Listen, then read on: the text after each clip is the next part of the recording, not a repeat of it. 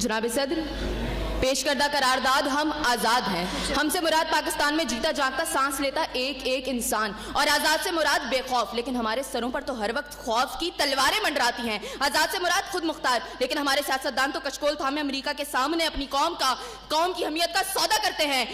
आज़ाद से मुराद किसी के ताबे ना होना, लेकिन हम तो आज भी उन्हीं जागीरदारों, उन्हीं वडेरों, उन्हीं लुटेरों, उन्हीं जाबिर, उन्हीं जालिम, उन्हीं बेहिस और बेबस हुक्मरानों के ताबे हैं।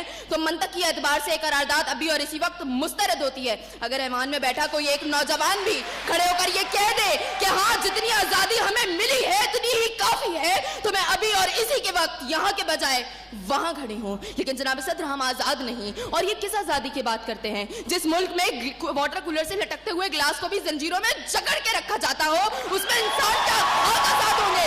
जनाब सदर, हम आज़ाद नहीं है। जनाब सदर, असल में मवाफकत में आने वाली मुकर्ररा खुद को डिज्नीलैंड की प्रिंसेस समझती हैं, क्योंकि ये जो कहानी हमें सुनाती रही वो पाकिस्तान तो हमने कभी देखा ही नहीं। जनाब सदर, जिस मुल्क के सियासतदानों की तरक्की का आलम ये हो कि उनकी दौलतों में दिन दुगनी और रात चुगनी होती हो, और तरक्की का दारोमदार ये हो, तो फिर मैं कैसे कहूँ कि हम आज़ाद हैं? जिन मुल्क के सियासतदानों के नाम पनामा लीक्स में लीक होते हो और स्टोर मचने पर फकत अवाम को लैपटॉप स्कीम का लॉलीपॉप दे जाता हो, तो मैं कैसे कहूँ कि हम आज़ाद हैं?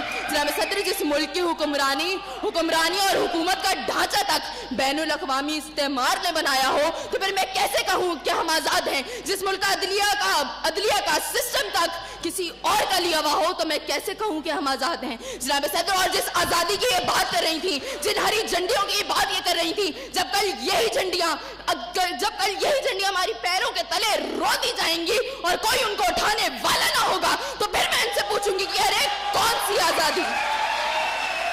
जनाब सदर, हम आज़ाद नहीं कि जब कश्मीर में हमारे भाइयों को मार मार के उनका भुतस निकाला जा रहा था, तो हम भारतीय मूवी सुल्तान को पाकिस्तान में सबसे मकबूल तरीन फिल्म बनाने में मसरूफ थे। तो मैं कैसे कहूँ कि हम आज़ाद हैं? जब बॉर्डर के पार हमारे मुसलमान भाइयों को मारा जा रहा था, तो मेरे मुल्क के सियासतदान आम की पेटियां और साड़ियां तोहफे में उनको भेज रहे थे। तो मैं कैसे कहूँ कि हम आज़ाद हैं? जनाब सदर, और हमारे नौजवानों के लिए, अभी रोड पर मैं देखती भी आई, हमारे नौजवानों के लिए आज़ादी का मकसद फकत बाइकों के साइलेंसर फाड़ के निकालने तक महदूद है। तो मैं कैसे कहूँ कि हम आज़ाद हैं?